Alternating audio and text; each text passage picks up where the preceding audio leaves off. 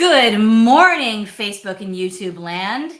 It is Merritt with Master of One Coaching here, back after a 2-week hiatus from Leadership Live Fridays. I was up in the mountains of Pennsylvania at summer camp. And I'm so thrilled to be kicking off our fall season, I'll call it, with my dear, wonderful, delightful, long-term, I'm not going to say old, friend, RJ Portella. Welcome, RJ, and thank you so much for being here today. Thank you so much, Merritt. Thank you for having me. Hello, everyone out there in virtual land. So, RJ, you and I have known each other for a rather long time. I was 17 when we met. I'm not 17 anymore. No. And a lot of life has taken place since then for both of us. Indeed. And so I want to get right to it. If you will, please grace us with your amazing story, wherever you'd like to start. I appreciate that. Thank you. So, hi, I'm RJ Portella, long-term friend of Merritt's, and I am a tutor, a professor, a part-time lecturer, a roller derby president, and I am also a recovering drug addict and alcoholic with 6+ years clean. And I'm not here to represent any kind of, recovery community, but it's very important to my story. I'd like to talk a little bit about growing up and about fear that I had growing up as a young gay kid in the closet, not knowing what to do and how I knew I was different from everyone else. And I feel like all of us have that feeling in some capacity that we're different, but there's a lot of beauty in that. But I didn't realize what that beauty was until I got older. I had to go through a lot of trials, some legal and many personal, to get to that place. Now when I look at my life today at 45 years old, I realized that it was all worth it. So, growing up, I knew I was different, and I found my escape in television game shows. I would rush home and I would immediately turn on the TV, and I would get lost in the world of the lights and the music and people who just seemed so happy. I mean, give me $10,000 and I'll be happy as well. But also seeing ordinary people do extraordinary things was really exciting to me, and everything was very glamorous. But sometimes you would also find me in the basement at a chalkboard. My father was a personal injury lawyer, and he would take this chalkboard into court to draw diagrams about accidents and how they happen. But when he wasn't using it, I was in the basement teaching fake classes, doing my pretend thing. And it's funny, when I look back, I see how those two activities that I did paralleled my way through growing up and also early adulthood, when after I, go through high school, I go through college, I tossed the cap up, and before it hit the floor, I was on my way to LA because I'm going to make it in game shows. And, it was maybe a little naive, but definitely exciting. And I get to LA and I go on The Price is Right. I win $47,000 in prizes. I call up a production office and I'm like, I want to work for your show. And they're like, wait, who are you? Excuse me. I'm like, I want to work for your show. And I end up becoming a production assistant on a show that led to another show, another show, another show. And it was just wonderful being out in LA and thinking, at 25 years old, one step shy of executive level, that I've arrived. I've got it all figured out. Everything is great. In the meantime, I am also not working on myself, maybe because of my age, maybe because of my upbringing. And that is not to slight my parents at all, but, maybe for a bunch of different reasons. I show up to work one day, and I won't mention the show and I won't mention the network. But I was poisoned on set by a smoke machine that was being used on set. And I end up in the hospital for 2 weeks at a time with toxic chemical poisoning. And I literally almost lost my life, which set off a whole host of health issues, some of which I deal with today, and 2 lawsuits. One of which was a workers' comp suit against the network. And, my intention at the time was to just bring the lawsuit, own your mistake, and let's get back to work. I'm ready to go. But I got blacklisted from the industry immediately. No one returned my phone calls. I wasn't even allowed to clear out my office. So I moved 3,000 miles away from New Jersey out to California at 25 years old. I now have no career. I have no support system. My family is clear across the United States. But the worst part of it was I had no coping skills, zero. And then a couple of months later, my ex committed suicide. These things all happened within 5 months of one another. And when I tell you that I shut down, I mean, I literally gave up on my life. I remember making a conscious decision saying there is nothing out there for me. And I turned to drugs very quickly and stayed in that cycle for about 12 years.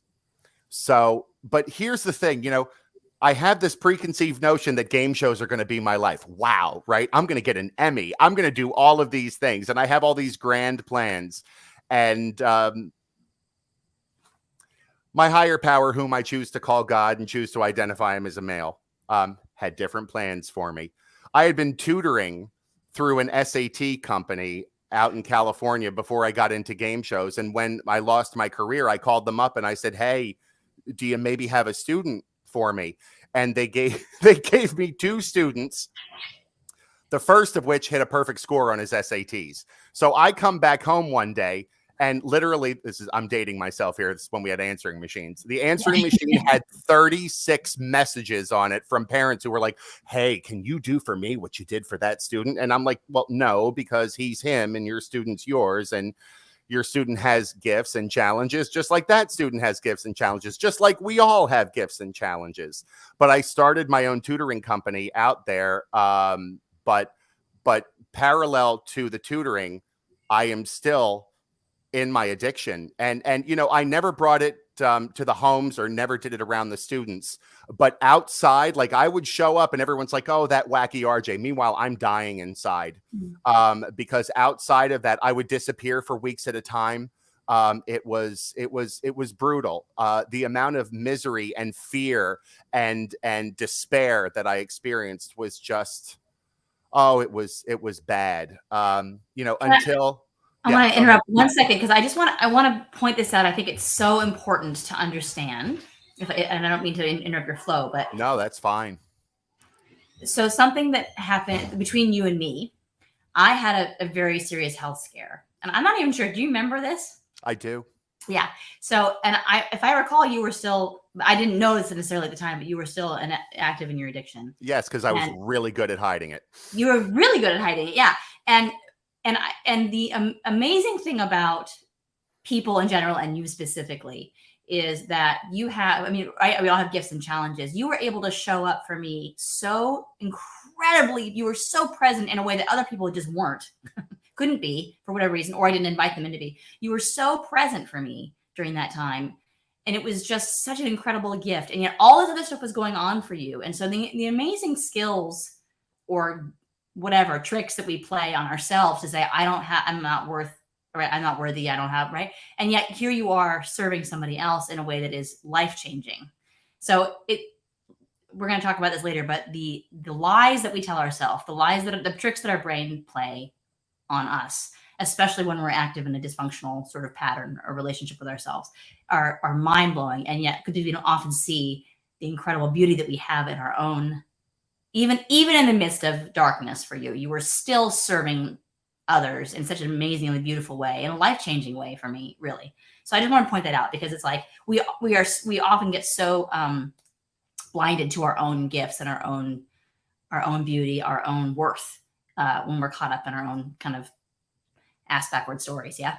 Well, that gives me pause here because I appreciate that and thank you. And I very clearly do remember that. It's funny. Like I think now, in this moment, literally processing it, regardless of whether I was decimating my own life, and I was, let's be clear about that, there was no reason to ever treat other people terribly. And plus, we have a long history together. So but I will say this, the progression of alcoholism and addiction for me was such that, I would still show up for others and then be miserable on my own until the progression took off. And then there was a tipping point where I was isolating. I was not being nice to people. I put my family through hell. that's just, it's so funny because sometimes I look back and I think about these defects that I had and these shortcomings that, you know, I feel like everyone else knows about. No, RJ, you're making that up in your own head. You know, I have this little, you know, voice inside of me that sometimes, tells me I am not good enough. It tells me that other people are doing better than I am, that I should be further along. And that's just my fear talking. And the thing is that fear talks to me in my own voice, and I can hear it loud and clear. And one of the things that I have realized over the years since getting clean and sober, and since connecting to a higher power, and also engaging in life and being I hope, an upstanding member of society, is that fear is a liar. I may have it for the rest of my life, but I will literally be walking around or in the car or whatever and just shout out, RJ, that's fear, and it's a liar. And, you know, it may not always do the trick of alleviating it completely, but it certainly makes it better because now I can actually recognize it. Whereas before I would just run on it. Yeah. Yeah. I mean, the brain is a magical, mysterious thing, right? And indeed. I'm fascinated by like all the neuroplasticity and research is happening and the connection between spirituality and energy and how our brain interprets that or responds to it. Right. And who knows where you got that message? It could have been anywhere. It could have been a fleeting moment. Someone said something you didn't even know, and yet it imprinted and it took off, right? It took hold in you, as it does with all of us in some way. And right, the brain just goes, okay, that's truth. And it's going to, run my life. Right. Right. And yeah. then it starts to adapt to it. And then, perceptions change and experiences change. But, there's the psychic shift that happened to me when I got clean and sober. That was profound. And, they say in the rooms of recovery that it's the only place where you come in a big shot based on my own ego and self-will, and you work your way up to being a servant. And I love that. It's one of my favorite phrases. Yeah. So I didn't mean to interrupt your flow, but I just wanted to make that point because it's just like there's disparity between how we see ourselves and how others see us or perceive us can be absolutely night and day, right? Sure. Yeah. And one of the other things that I have learned from very trusted sources that what anyone thinks of me, good or bad, is none of my business. I realized that the biggest defect I had my entire life was I was looking for self-worth from other people. Like I would be nice to someone because I wanted something from them, or I would tick someone off because they hated this person and I wanted to get in their good graces because I wanted something from them.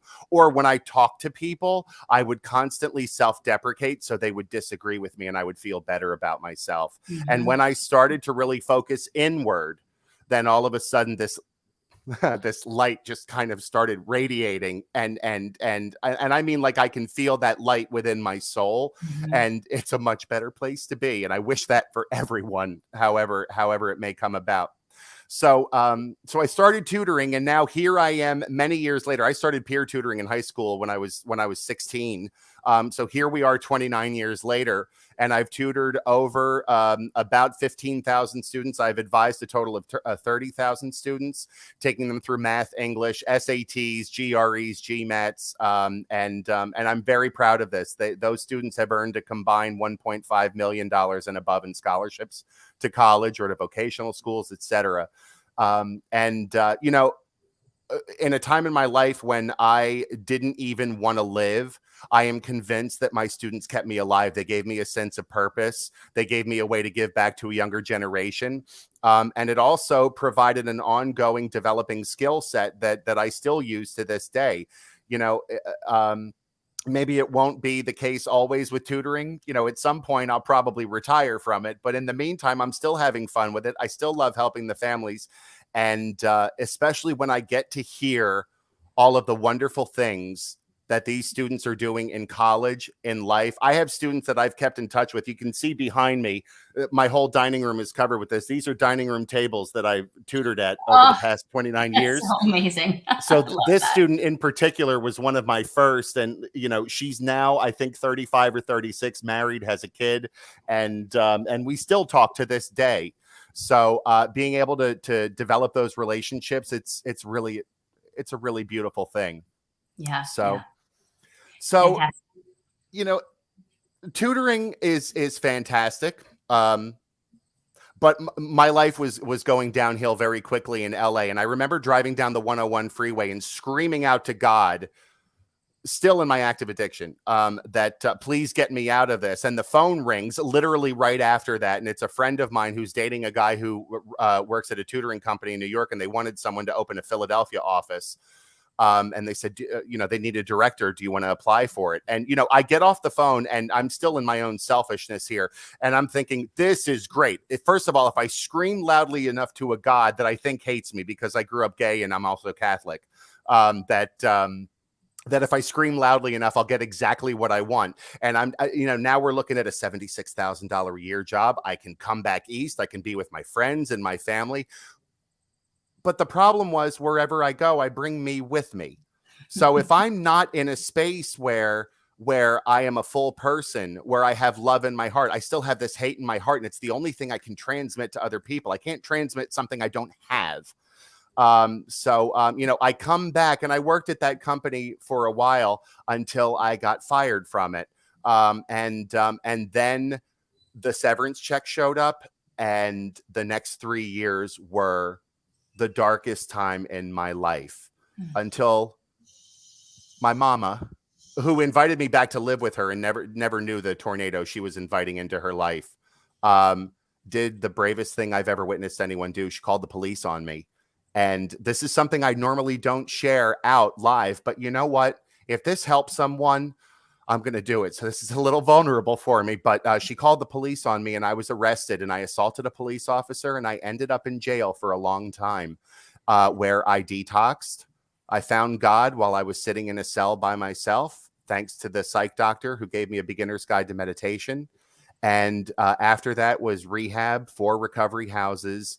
And then I found where I am at today through the grace of God, which is I work at a university now in South Jersey.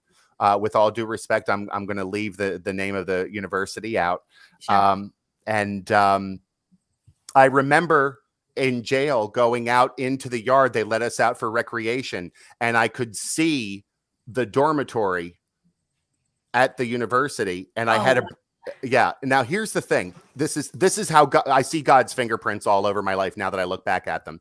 They let us out for recreation. I see the dorm and I have a breakdown because I had taught an SAT class for the city kids, and I had 25 students who hit the scholarship score, and they gave away this like insane amount of money.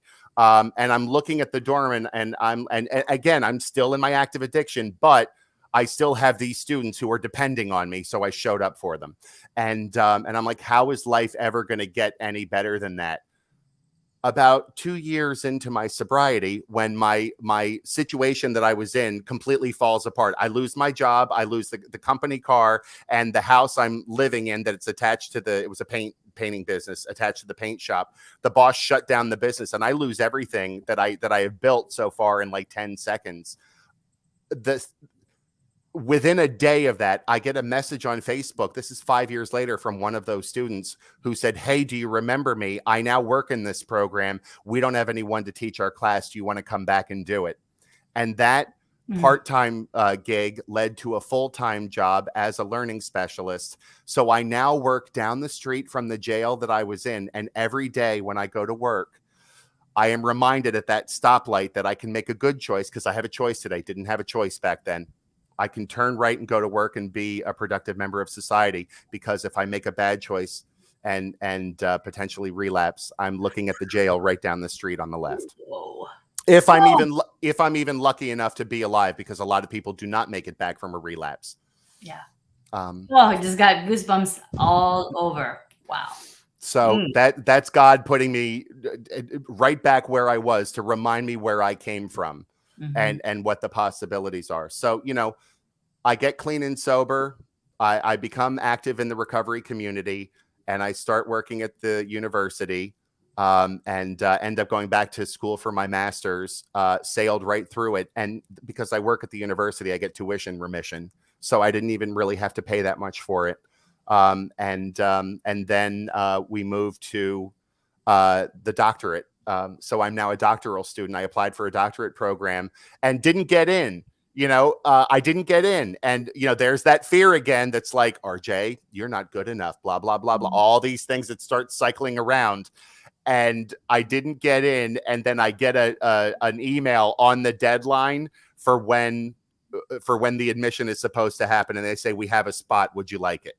So all of that fear and all of that noise in my head, of course, I had to go through it at the time, and I will process it and honor it because I spent so many years escaping my feelings that today I can actually honor them. And I was like, well, how about that? And so I'm now in a doctoral program doing my dissertation work on the needs of and services for undergraduate student mothers. Holy cow, my friend. What, just like, I even know the story, and I just went on the ride again with you. And I'm just like, it's such a powerful testament to your own personal spirit, your own soul, the people around you who reached out to you because of your connection, because of the relationships you build, because of your service, the impact that you had throughout their lives, that you, for whatever reason, were called to just follow that calling and continue to pursue those relationships and that calling within you. And also just like being able to surrender yourself and like, okay, I'm going to allow for God or universe or whatever to, however we define that, to show me the way, right? To show me how I'm in my own way and to show me the right, my choices that I can take, and how you're like that palpable moment every morning that you have that choice you have every day. Gosh, we could like write a whole book on that particular moment, I think. But my dear friend Lucia, who has been a guest on here before, says, so many incredible moments in time. Thank you for sharing. And I know she is a person with a lot of healthy spiritual life as well. And so thank you for being here this morning, Lucia. Okay, I also want to remind everybody that, of course, this is an open conversation. If you have comments or questions for RJ or for me or for both of us, or just things you want to contribute, please go ahead and do that. Drop it in the comments live on YouTube and Facebook, Mastermind Coaching, and also on my personal page. So, RJ, you're in this place now where you are a doctoral student, and you have some very specific parts of your life that I think are really fascinating and wonderful and fun and beautiful that not very many people get to interact with. So can you tell us a little bit more about your current leadership roles? Sure. Most of my roles that I'm in, when it depends. What is leadership? It's something that you and I have talked about that it's on the ground floor. It's every day.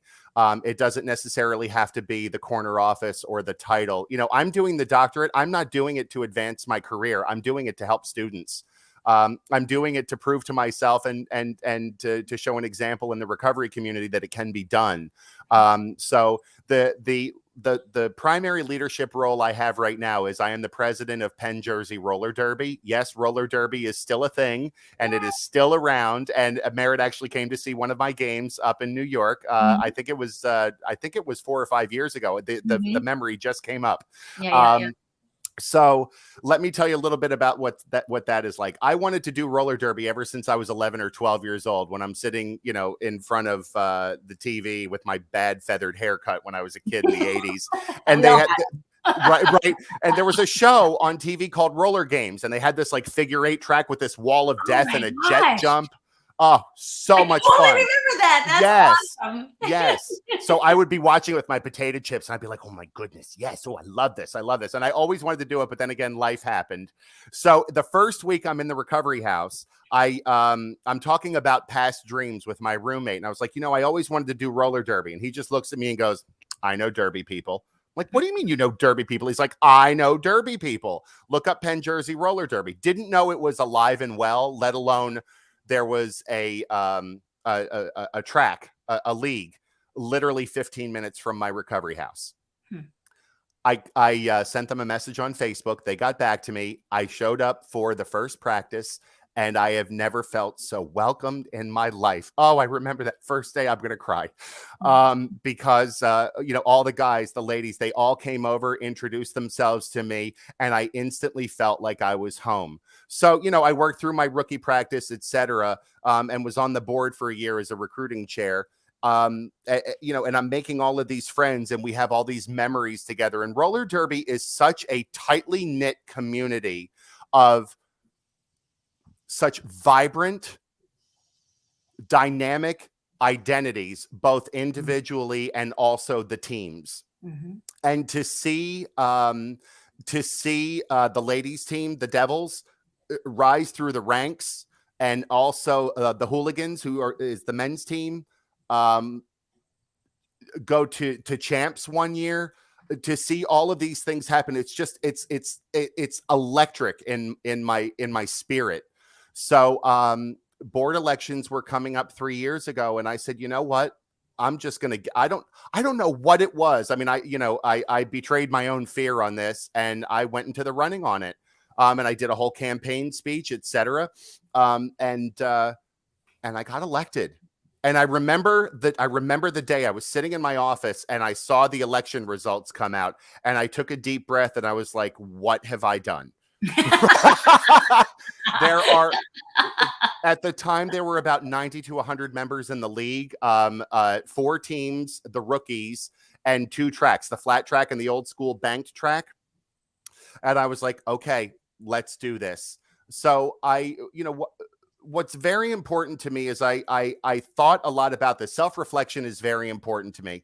To take moments in the morning, at night, sometimes parked in the car, whatever the case is, where I think about my decisions, I think about moving forward, and I think about who are the stakeholders here, and am I making a decision that benefits everyone? But what's important to me is I am not the end all be all. This is not a hierarchical structure.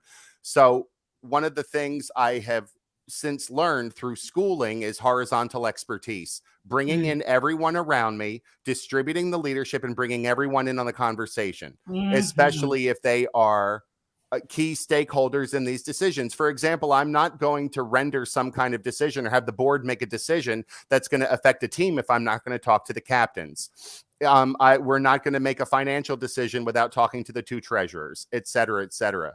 So I came up with 4 pillars to my presidency, and it's my hope that I do these well, or at least to the best of my ability. And they are vigilance, looking forward ahead to seeing whatever potential problems may be coming down the pike, any danger, etc. And I got that from my mom. She always had everything done like a week or 2 in advance, so you could always just show up and enjoy the event. You know, I wanted our events to go smoothly. Also, responsiveness. If someone asks a question, 24 hours on the clock, unless it needs more time for them to at least get an answer. Transparency. Anytime I communicate to them, I make sure that I tell them exactly what is going on, so there isn't a hidden agenda, so that everyone feels a part of, as they should. We say one league, one flag. Even though we're 4 different teams, we're still one league together.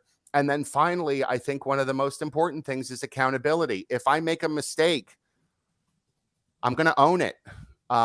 That's part of like the amends process that we do in recovery. So I use a lot of overlap from those principles in those 12 steps that you find in almost any recovery fellowship. I use them a lot because they're a design for living that works in every situation at some point. If I sit long enough and self-reflect, I will find the answer. COVID tried to really do a number on our sport, but we ended up losing our warehouse. So we're practicing at a rental place right now, and we're slowly building back up. But, primarily it's all about safety first, safety for the skaters and their loved ones. I'm going to ask you to repeat those. I was going to put them in the chat, and I'll do it later because I'm not a quick enough typist. But vigilance, responsiveness, transparency, and accountability. I will put those up in a little bit when my fingers can keep up. Okay. Oh my goodness. What came to mind too. So you and I met in a theater program. Mm-hmm. And so when you say roller derby, I think immediately of Starlight Express. So as I'm hearing, as you're talking, I'm hearing that in the background, like the theme song. Sure. Why not? Yeah. Okay. So we've talked about your story. You've talked about your purpose, your calling. We've talked about how you apply it in various ways, in remarkable ways. Let's talk about if you could leave this conversation with one, what I refer to as the golden nugget, the thing like to drop in everybody's brain today to take with them after the conversation. What is that? What is that nugget? The golden nugget would have to be fear is a liar. When I feel myself getting jammed up, here's a little game show for you. I literally have bought a big red pause button. And when I get jammed up, I keep it next to me and I hit it and I say, fear is a liar. I'm going to stop. I'm going to throw it up to my higher power and I'm going to let him deal with it. Because when I sit things out and don't have to insert my self-will run on fear into a situation, it usually resolves itself. And I didn't have to do anything but turn my sights towards helping someone else. And it's such oh my gosh, what a simple and powerful practice that so many people either never learn, right? We're not necessarily taught that, at least we weren't generationally, I don't think, to just pause. You don't have to act like this. You can if you just take a few moments, get quiet and be thoughtful about your next steps. What's going to come out of your mouth? What are you going to do next? Right. That can be, your world can change in those few quiet moments if you just give yourself a little bit of quiet, a little bit of stillness, right? I love, of course, you have a buzzer because that's you. I have several of them, but that's the big red pause button. Amazing. Awesome. Well, we're coming to the end of our time for today, although I've already asked you back even before we started because, we can just talk about all kinds of things. But how can people, if they want to reach out to you to talk about any of the things we talked about today, or just want to get more information about your work for student moms or roller derby or whatever it is that they want to connect with you, how do they get a hold of you? Sure. You can find me on Facebook at my name, RJ Portella. Okay. Or my email is keystonecoach@gmail.com. Please feel free to email me. Okay. And I will put that in the comments as well. Okay, great. Thanks. All right, my love. Thank you so much for being here today. You are just such a delight. And I loved you from the moment I met you. Likewise. How many years ago? I also, just really quickly, I don't even remember what we were talking about now, but I remember sitting in the park before graduation, I think, or maybe it was right after. Do you remember this at all? Mm-hmm. Just having this, like sitting in the grass and having it. I can't recall what we were talking about, but I just remember such a beautiful moment in our friendship, just like feeling so connected and so grateful for you. And that was, I was probably 19 or 20 when that happened, but, and I continue to feel grateful for you. Likewise. And what a blessing that we get to lead this life and go through what we go through and come out a little stronger, a little better, and a little wiser, all through love.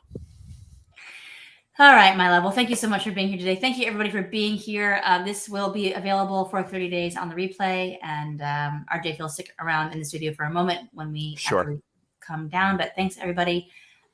We will see you next week with another wonderful guest, Philomena Finelli, who is the head of Impact PR. And she also has an amazing story to tell and just continue to share light and love through leadership every week here at Leadership Live. So thanks, everybody. Have a great weekend. Bye-bye.